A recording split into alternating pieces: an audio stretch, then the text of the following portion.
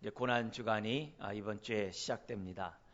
다시 한번 십자가의 그 사랑과 은혜를 깨닫는 기간이 되었으면 좋겠고요. 사순절의 마지막 주간이 고난 주간이죠. 그리고 우리가 사순절을 그동안에 지킨 이유도 다른 게 아니라 십자가의 의미를 보다 더 잘 깨닫기 위해서 우리는 사순절을 지내오고 있습니다. 그래서 오늘과 또 한 주간 정말 십자가의 은혜, 그 사랑을 더욱더 깊이 묵상하고 나에게 어떤 의미가 있는지 보다 더 잘 깨닫는 한 주간이 되었으면 좋겠습니다. 또 우리가 이런 고난주간을 잘 맞이할 때 부활절이 능력이 있어요. 부활절이 다음 주에 우리 또 지키는 부활절이 큰 은혜를 우리가 얻게 되는 부활절이 될 줄 믿습니다. 네. 우리가 신앙생활하면서 십자가 그 얘기를 참 많이 해요. 십자가의 은혜를 깨달읍시다. 은혜를 깨달으면 그만큼 능력을 덧입습니다. 이런 얘기들을 참 많이 합니다. 우리가 은혜를 깨달은 만큼 십자가의 그 능력이 나를 덮죠. 그래서 그 결과 우리가 죄와 싸울 수 있고, 죄를 이길 수 있고, 정욕과 싸울 수 있고, 정욕을 이길 수 있고, 세상을 싸울 수 있고, 세상을 또한 이길 수 있죠. 날마다 옛사람을 벗어버리고 새 사람을 덧입을 수 있는 그 힘, 그 능력이 십자가의 은혜를 깨닫지 않으면 저나 여러분은 가질 수 없어요. 그래서 기독교의 가장 근본이 되고 기초가 되고 모든 것 되는 그 십자가의 은혜와 그 사랑을 저나 여러분들은 더 깨닫기 원하는 것이고, 깨달은 만큼 능력을 덧입을 수 있기 때문에 교회에서 십자가라고 계속 외치고 있습니다. 그래서 우리가 지금 베드로를 빚어가시는 주님의 손길을 보고 있어요. 여러분, 저절로 빚어가는 게 아닙니다. 베드로가 온전히 주 앞에 쓰임받을 수 있었던 것은 베드로가 십자가를 통과했기 때문에 그래요. 십자가를 통과하기 전에는 주님을 따른다고 하면서도, 믿는다고 하면서도, 사랑한다고 하면서도 자기 뜻대로 사랑하고 자기 마음대로 행동하고 교만하여 으뜸되기를 좋아하고, 우리가 읽었던 24절에 있는 것처럼 누가 크냐고 다투는 자였어요. 그러나 십자가의 의미를 깨달은 다음부터는 베드로의 인생이 바뀌었어요. 그래서 저나 여러분들이 마찬가지입니다. 주님을 따라가려면 십자가의 의미를 온전히 깨달아야 돼요. 그럴 때 베드로를 빚어가셨던 손길이 저와 여러분들을 빚어갈 줄 믿습니다. 여러분, 구원을 얻더라도 불 가운데 얻는 구원보다 부끄러운 게 없어요. 물론 구원 자체가 영광이죠. 은혜죠. 감사죠. 그러나 하늘나라의 불 가운데서 구원 얻는 자처럼 우리가 주님 앞에 서면 부끄럽기 짝이 없어요. 남들은 면류관을 벗어던지고 주님을 찬양하고 모든 것이 하나님의 은혜요 십자가의 사랑이라고 다들 외치고 있을 때 혼자 부끄럽게 있다라고 한다면 참 얼마나 속상하겠습니까? 그런 의미에서 우리가 이런 고난주간 이런 것들을 지키면서 다시 한번 나는 얼마나 십자가의 의미를 잘 깨닫고 있는가, 온전히 깨닫고 있는가, 주님 따라가되 온전히 따라가고 있는가, 베드로처럼 멀찍이 따라가다가 3번 부인하는 그런 인생은 아닌가. 오늘 우리들의 모습을 생각하고 주님의 십자가 든든히 붙잡고 나아가는 우리 모두가 되기를 주의 이름 축원드립니다. 또 우리 고난주간을 맞이해서 하나님, 내가 십자가 앞에 가까이 가오니 우리의 마음을 덮었던 모든 것들이 다 사라지고 제거되고 온전히 주님 만나는 기간이 될 수 있도록 다시 한번 우리 기도하고 한 주간 또 우리 또 교회에서 요청하는 그런 프로그램대로 여러분들이 따라와 주시기 바랍니다. 여러분, 베드로는 참으로 너무나도 정말 놀라운 주의 제자죠. 그러니까 우리 교회 초대 지도자가 되죠.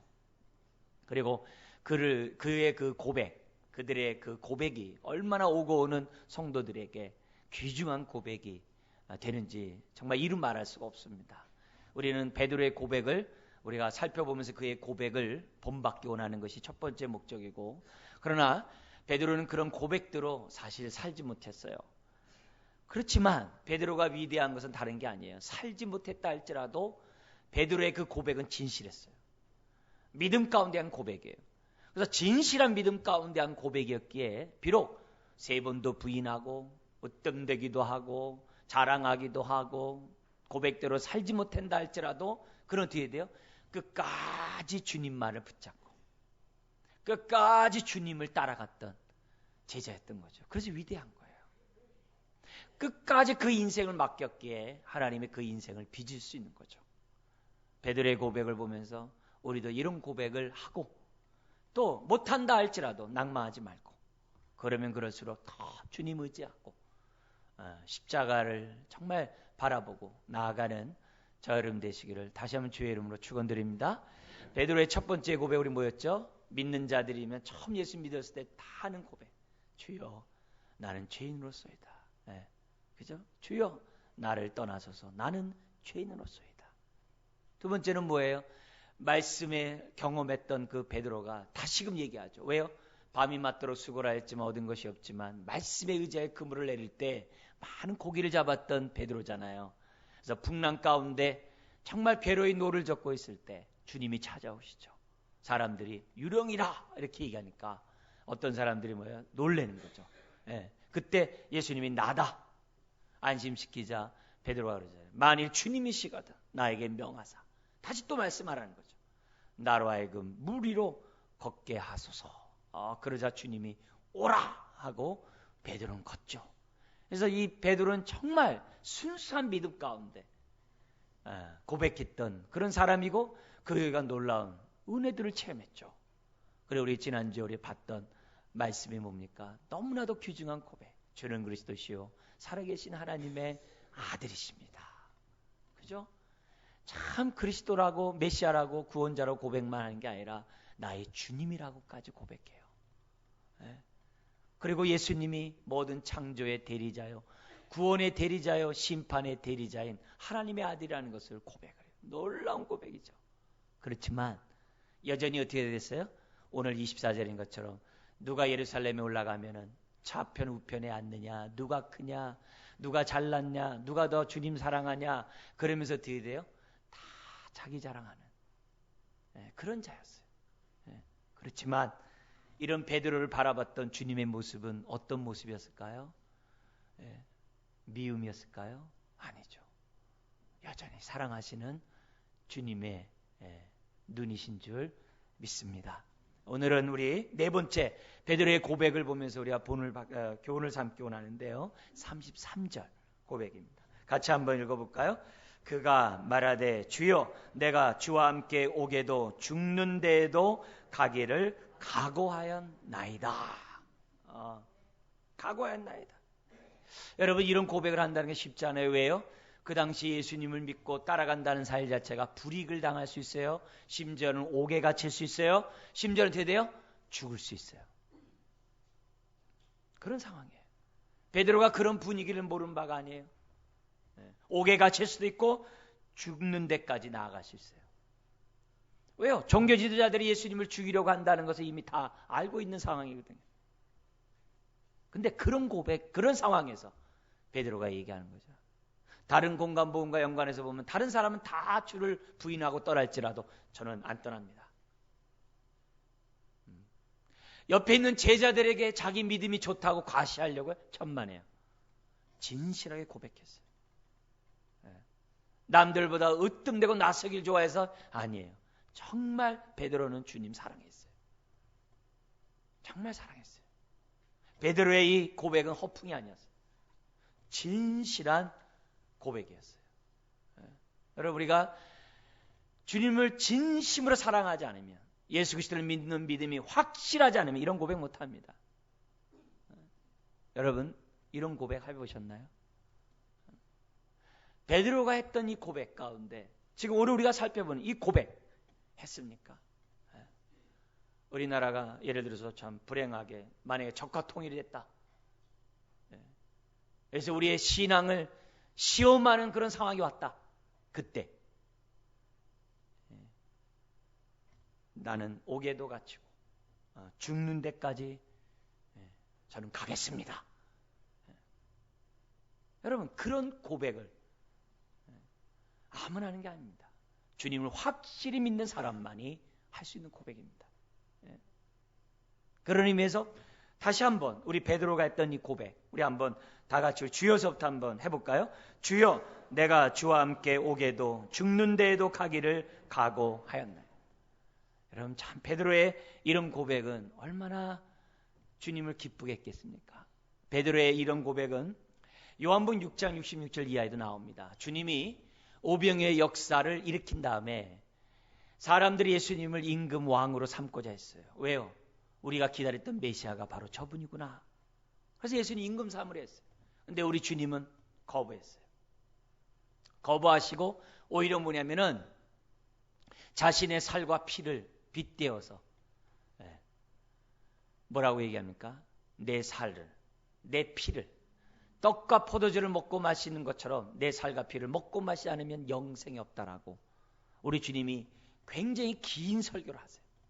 이제 거기에 따라서 우리는 다음 주에 성찬식을 해요.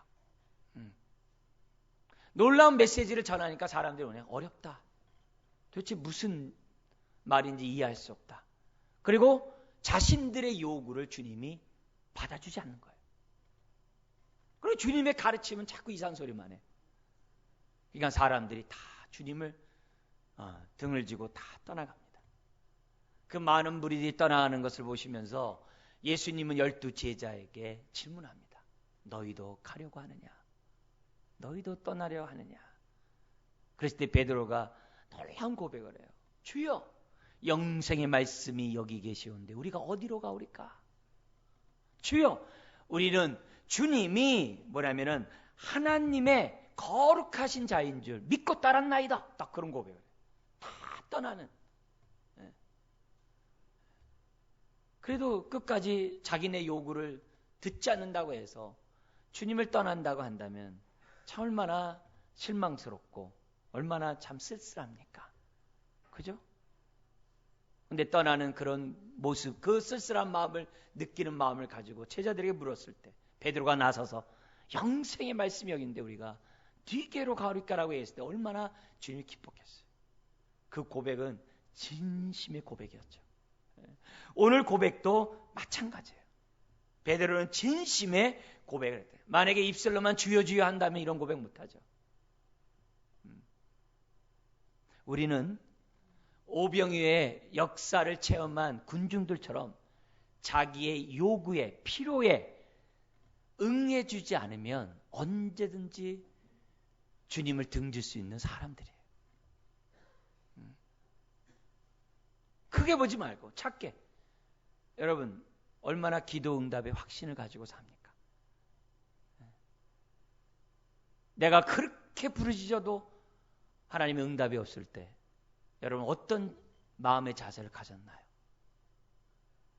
오히려 그 순간에 하나님의 뜻대로 되기를 구했습니까? 아니면 기도하기를 포기하거나 멈추거나 아예 하나님 앞에 낙심하거나 심지어는 삿대질하고 원망하는 그런 모습은 나에게 없었는지 우리는 살펴봐야 합니다. 여러분 하나님에 대해서 기도에 대해서 기대하지 않는 것도 부인하는 거예요. 믿음의 확신을 가지고 주 앞에 매달리지 않고 기도하지 않는 것도 등을 치는 거예요. 오병의 군중들처럼 뒤로 돌아서 떠나는 행동일 수 있다는 거죠. 그러나 베드로는 자기 뜻대로 되지 않는다 할지라도 필요를 채워주지 못한다 할지라도 여전히 어려운 형편과 상황 가운데 있다 할지라도 옥에 갇히고 감옥에 갇힐 수 있는 그런 상황이라 할지라도 그는 분명히 고백했어요. 저는 주님 부인하지 않고 절대로 주님 떠나지 않겠습니다. 여러분 우리가 신앙생활 할 때 신앙생활 할 때 고백은 반드시 합니다. 우리 기독교는 고백의 종교예요. 세례를 받을 때 하나님과 사람 앞에서 고백을 합니다. 반드시 해야 됩니다. 왜요? 하나님과 사람 앞에서 나를 인정한 자, 우리 예수님께서 아버지께 인정한다 했어요. 그래서 우리는 고백의 신앙, 고백의 종교라고 얘기할 수 있어요. 끊임없이 주님 사랑해요. 끊임없이 주 앞에 내 마음을 표현해야 됩니다. 사람들끼리도 사랑한다라고 표현하지 않으면 속상해하거늘, 그죠? 사람들끼리도 어떻게 돼요? 자기에게 신뢰를 주기 위해서 고백하거늘 우리가 하나님 앞에 그런 고백을 하지 않는다는 것은 말도 안 돼요. 더구나 어떤 주님인데. 그래서 우리는 끊임없는 고백들을 해야 됩니다. 때로는 내가 부족할 수 있어요. 모자랄 수 있어요. 연약할 수 있어요. 3번 부인할 수도 있어요. 예. 그렇지만 정말 주님 진심으로 사랑한다라고, 약한 나를 강하게 하신 주님을 사랑한다라고 우리는 분명한 고백을 저와 여러분들이 해야 될 줄 믿습니다. 이런 확신이 없으면 나중에 어떻게 돼요? 가룟 유다 같이 될 수 있어요. 가룟 유다는 뉘우쳤어요. 예수를 판 거에 대해서. 잘못해서 뉘우쳤어요. 그러나 회개를 안 해요. 믿음을 저버려요. 그러나 베드로는 어떻게 돼요? 이런 믿음을 갖고 있었기 때문에 끝까지 주님을 따라갈 수 있었던 것이고, 끝까지 나중에 어떻게 돼요? 영광의 자리에 설 수 있었던 거예요. 왜요? 진실한 고백이 있었기 때문에. 여러분 착각하지 마세요. 내가 마음만 먹으면 나는 진실한 고백할 수 있고, 마음만 먹으면 내가 그 상황에서 나는 주인 부인하지 않겠다라고 호언장담하지 마십시오. 오늘 고백한 사람이 나중에 고백할 수 있어요. 이 시간 고백한 사람이 나중에 할 수 있어요. 나중에 그건 세상에 통할는지 몰라요. 믿음은 그렇지 않습니다. 매 순간 날마다 자기를 부인하고 자기 십자가를 지고 나를 따라가는 거, 주님을 따라가는 거, 나를 따라오라 하셨거든요. 그것이 바로 신앙생활이요. 우리가 가야 할 길이라는 사실을 천하 여러분들은 잊어서는 안 돼요. 부족해도 고백해야 됩니다. 모자라도 고백해야 됩니다. 고백해야 돼요. 그랬을 때 끝까지 주님을 따라갈 수 있고, 비록 먼 발치지만 베드로는 주님이 정말 잡히시던 그곳을 따라가지 않았습니까? 먼 발치지만, 부족하지만 따라가지 않았습니까? 그러니까 우리 주님이 누구보다도 베드로를 사랑하시고 베드로를 통해서 하나님의 큰 역사를 이루신 거 아닙니까? 베드로의 이런 모습을 저나 여러분들이 본받으셔야 됩니다. 누가 뭐라 해도 주님만 사랑합니다. 저는 절대 주님 부인하지 않고 주님 가신 곳에 저도 따라가겠습니다. 이런 모습을 우리는 무엇보다도 본받을 줄 믿습니다. 자, 그러면서 동시에 오늘 우리 주님의 이런 베드로를 다루시는 이 주님의 손길을 또 보지 않을 수가 없습니다. 그렇지만 그의 고백대로 베드로는 행동했습니까? 하지 못했죠. 처음에는 그렇게 하려고 했어요. 그래서 예수님을 잡으러 온 군사들에게 칼을 휘둘러서 말고의 귀를 잘랐어요. 말고의 귀를 잘랐어요. 그리고 제자들을 독려했겠죠. 나에게 다가오면 너희들은 죽을 줄 알고 이렇게 해서 으름장을 놨겠죠. 그렇지만 자기 기대와 달리 예수님이 순순히 잡혀가시는 그 모습을 보면서 자기도 어떻게 돼요? 더 이상 어떻게 할 수 없는 거죠. 그리고 그 순간에 어떻게 돼요? 자기도 잡혀갈까에 대한 두려움이 있어서 다른 제자와 같이 도망가다가 베드로는 멀찍이 주님을 따라갔고 그의 얼굴과 사람들 앞에서 3번씩이나 닭이 우기 전에 부인하는 정말 아픔을 경험하게 되었던 거죠. 호언장담했던 베드로가 자기 목숨 하나 부지하기 위해서 주님을 부인해요. 여러분, 지금 신문을 받고 있는 주님의 모습과 3번 부인하는 베드로의 모습을 한번 상상해 보세요. 상상해 보세요. 지금 신문을 받으시는 예수님은 어떠하셨다고 그래요? 이사야 선지자도 예언했던 것처럼 어떻게 했다고 그래요? 입을 다물고 계셨거든요. 예수님을 죽이려고 하는 사람에게 우리 주님은 순순히 맡기셨거든요. 나는 죄가 없다라고 변론하지 않았거든요. 잠잠하셨거든요. 그러나 반면에 베드로는 어떻게 해야 돼요? 자기 목숨 살기 위해서, 자기 목숨 유지하기 위해서 3번씩이나 부인하는 베드로, 완전히 극명하게 대조가 되죠. 대조가 되죠. 그러나 그런 베드로라 할지라도 주님은 빚어가시고 그런 베드로라 할지라도 여전히 사랑하시는 주님이신 줄 믿습니다. 오늘 이 주님은 베드로가 3번 부인할 것을 누구보다도 잘 아셨기에 베드로에게 깨어 기도함으로 시험의 때를 잘 넘기기를 바라는 마음으로 31절, 32절의 말씀을 미리 하십니다. 우리 한번 읽어볼까요? 시몬아 시몬아 보라 사탄이 너희를 밀가부르듯 하려고 요구하였으나 그러나 내가 너를 위하여 내 믿음이 떨어지지 않기를 기도하였노니 너는 돌이킨 후에 내 형제를 굳게 하라. 미리 베드로가 부인할 줄 알았죠. 그래서 베드로에게 뭐냐면 겸손하게 너 자신을 알라라고 31절 32절에 얘기를 합니다. 31절을 보면 이렇게 됐어요. 시몬아 시몬아 보라 사탄이 너희를 복수를 줬어요. 그러니까 베드로를 비롯한 주님의 제자들에게 대한 말이겠죠. 너희를 밀가부르듯 시험하려고 나에게 요구했다. 마치 사탄이 욥을 시험하기 위하여 하나님 앞에 허락을 받으러 온 것처럼 예수님에게 요구하는 거죠. 당신이 3년 동안 제자들을 잘 데리고 다녔는데 제자들이 과연 믿음의 사람인지 아닌지 한번 시험해 봅시다. 이 사람들은 다 알곡이 아니라 쭉정이에 불과할 것이요. 뭐 이런 식으로 아마 주님에게 요구했겠죠. 자, 그래서 이 시험에 따라서 아닌가 다를까 가룟 유다는 사탄이 예수를 팔 생각을 넣은 대로 행동했어요. 그래서 은 30에 예수를 팔아버려요. 베드로는 3번 부인해요. 다른 제자는 다 도망가 버려요. 다 도망가 버려요. 자, 31절 같이 얘기하면서 32절에 이렇게 얘기합니다. 많은 제자들 가운데 꼭 집어서 베드로에게 얘기합니다. 그러나 내가 베드로 너를 위하여 단순한 너를 위하여 내 믿음이 굉장히 지금 주님이 보낸 베드로에게 정확하게 흘려듣게 말하는 게 아닙니다. 딱 얘기하는 겁니다.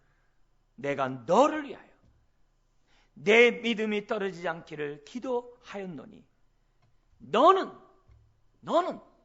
돌이킨 후에 이 무슨 말이에요? 믿음에 떨어졌다는 거죠. 시험에 어제 들었다는 거죠.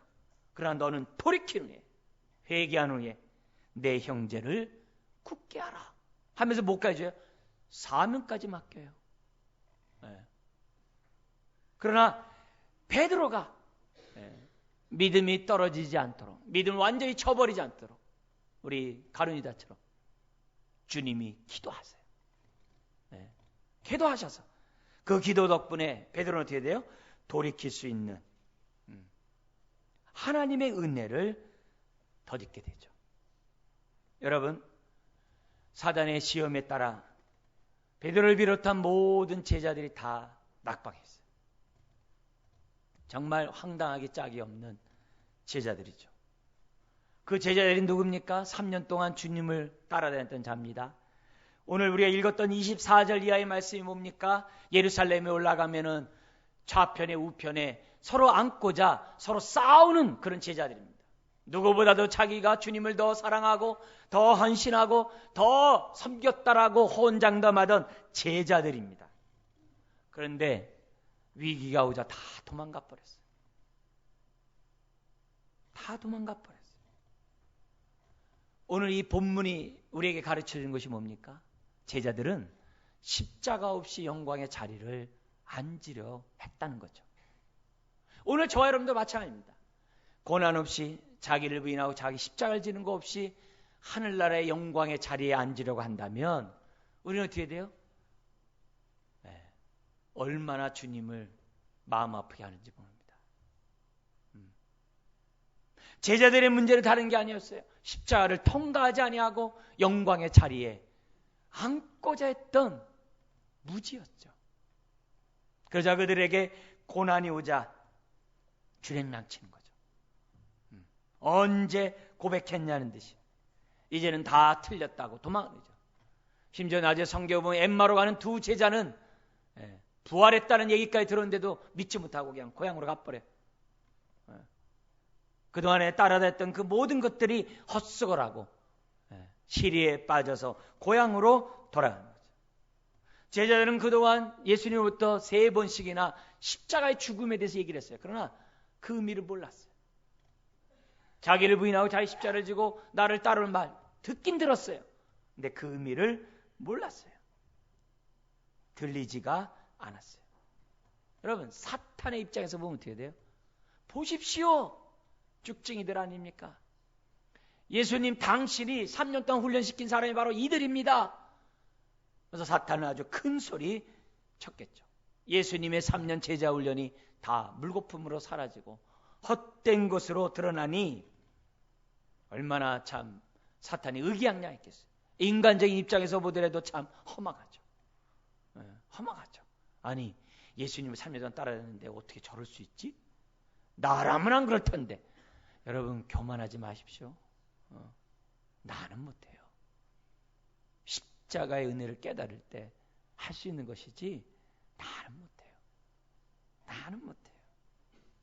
자, 근데 우리 주님은 이런 베드로를 어떻게 보셨을까요? 미움으로요? 실망으로요? 아니죠. 내가 너를 위해 기도하지 않았냐? 내가 너를 위해 기도한다.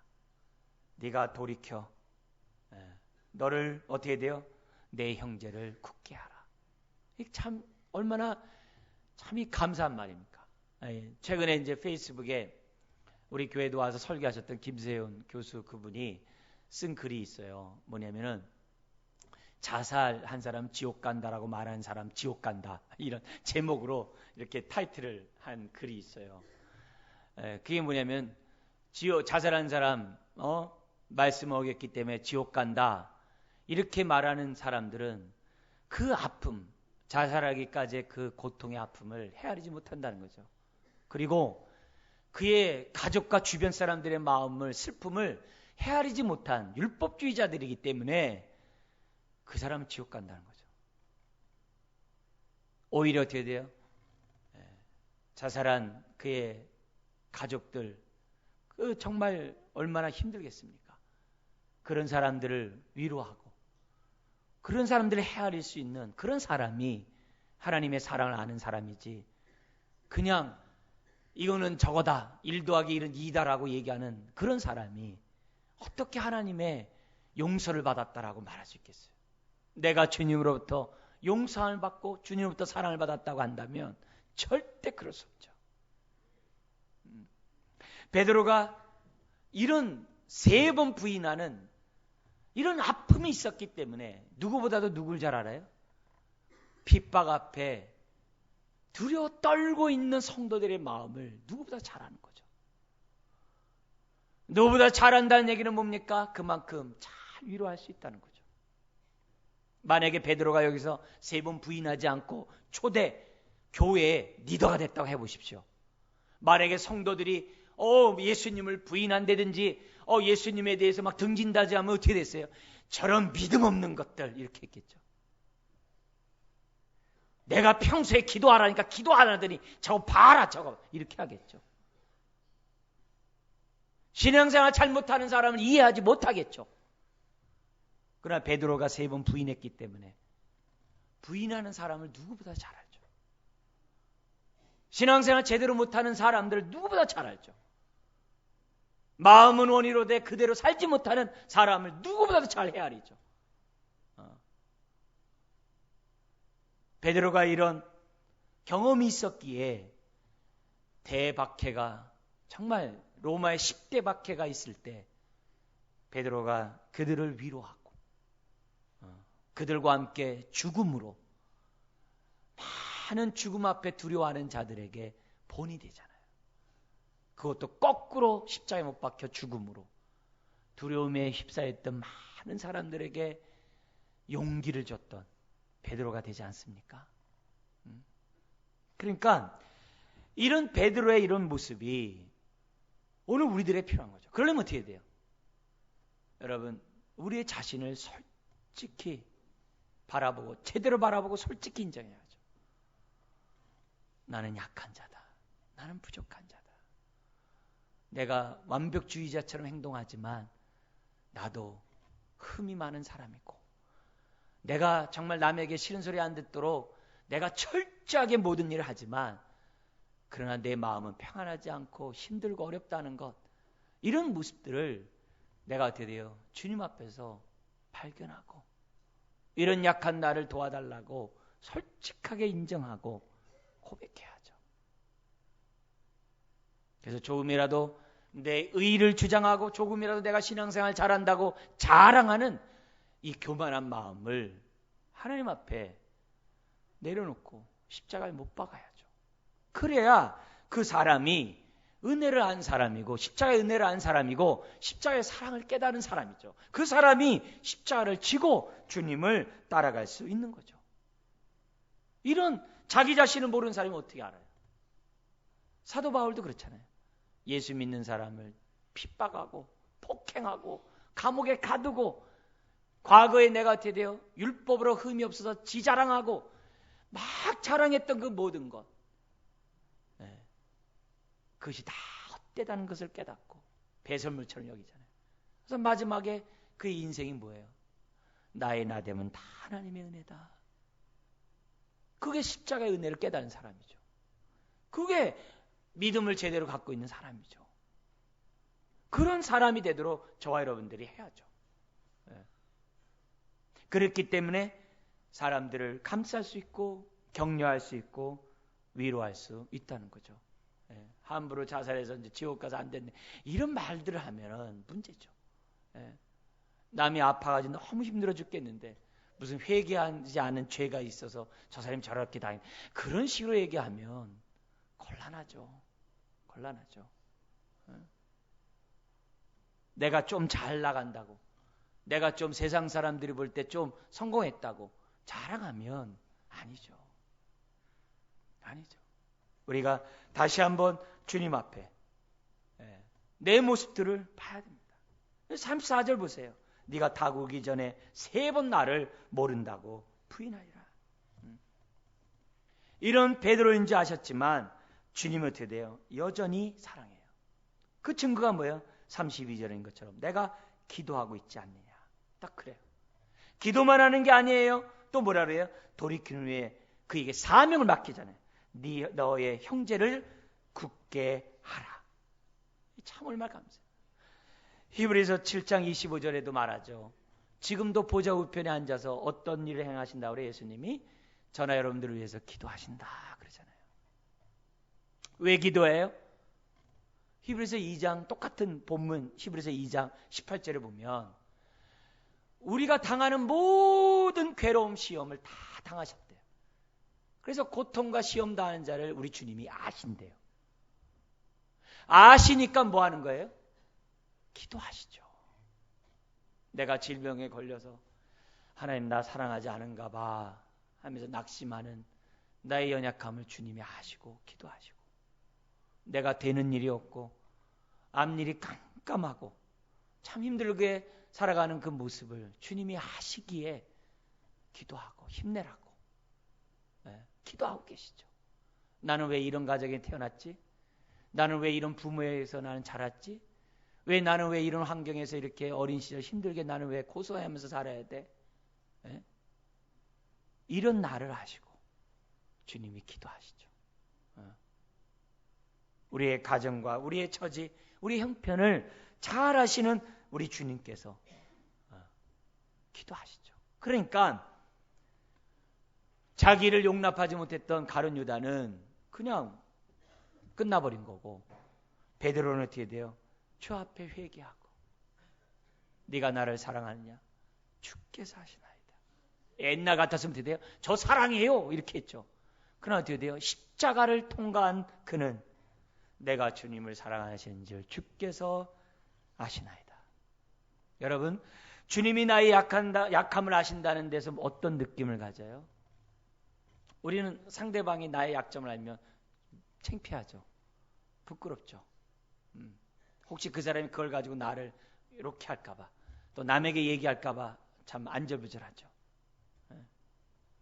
근데 나의 약점을 아는 사람이 나를 있는 그대로 사랑한다는 것을 알면 어떨까요? 굉장히 사랑하게 되겠죠. 굉장히 의지하게 되겠죠. 주님이 나의 약함을 다 아는 거 부끄럽죠. 부끄럽지만 이런 나를 위해 죽으셨다는 그 사랑을 알면 참 감사하죠. 행복하죠. 주 앞에 내 삶을 맡기죠. 오히려 나의 약함을 아신 것에 대해서 감사하죠. 이런 나를 아신 주님을 감사하죠.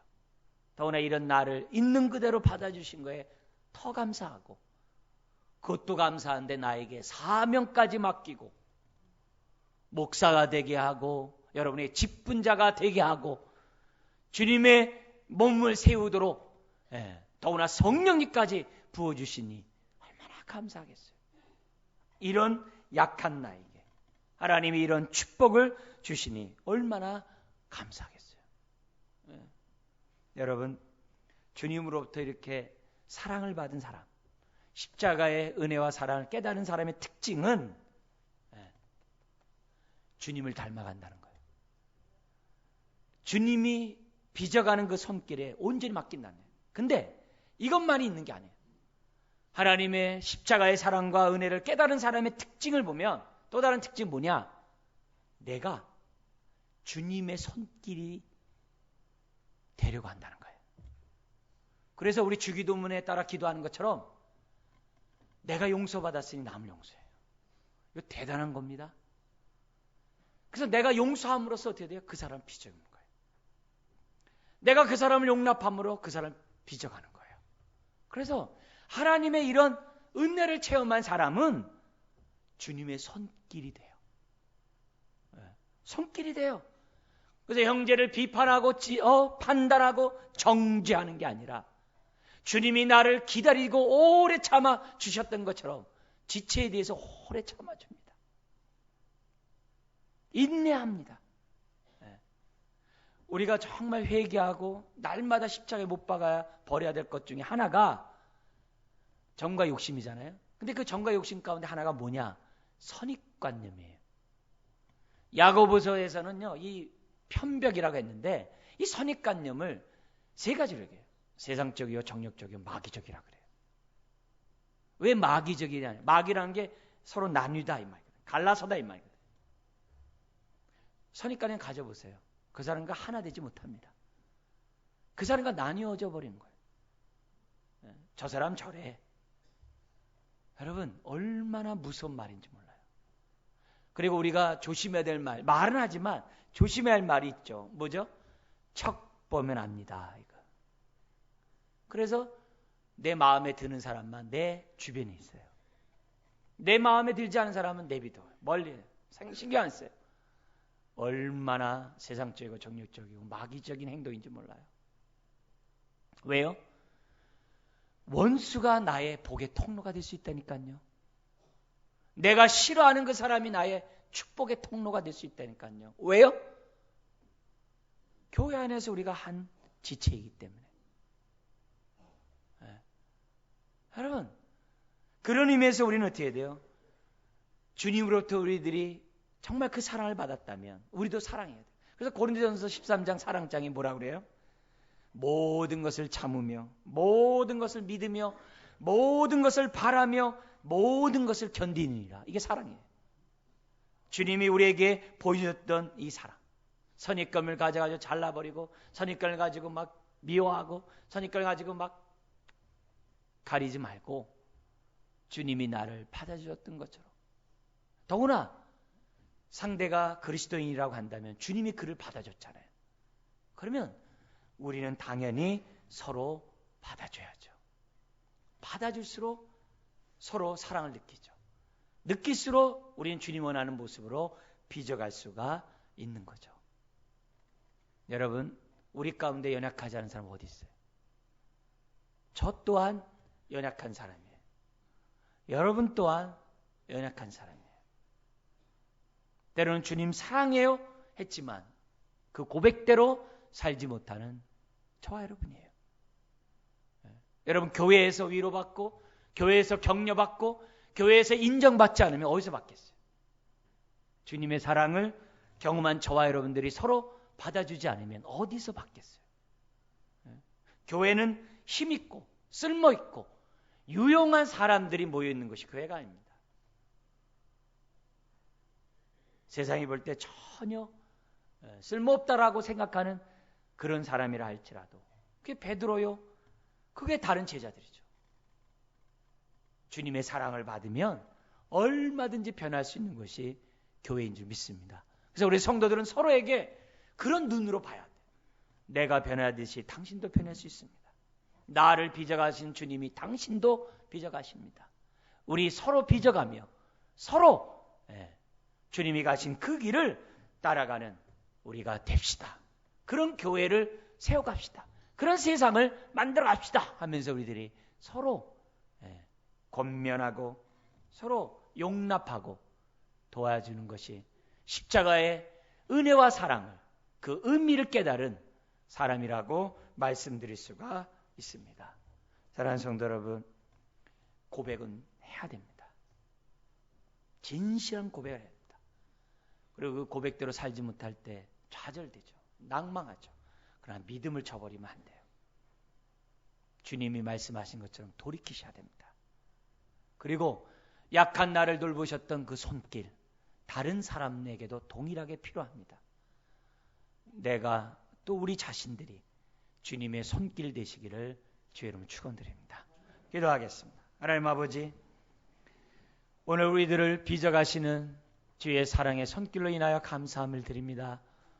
주여, 우리의 인생을 끝까지 맡길 수 있는 고백들을, 믿음의 고백들을 확실히 하는 주의 자녀 되게 해주시고, 좌절하고 넘어지고 시험에 당했다고 해서 포기할 것이 아니라 그러면 그럴수록 일어서서 오히려 십자가를 든든히 붙잡고 나아가는 하나님 자녀 다 되게 하여 주시옵소서. 한 분 한 분의 삶을 축복하실 때 십자가의 의미를 깨달아 알게 하시고 십자가에 나타난 그 은혜와 사랑을 깨닫게 하여 주시옵소서. 아버지 하나님, 그래서 온전히 우리의 삶을 맡기고 서로를 참으로 받아주는 주의 자녀들 다 되게 하여 주옵소서. 믿사오며 예수님의 이름으로 기도드리옵나이다.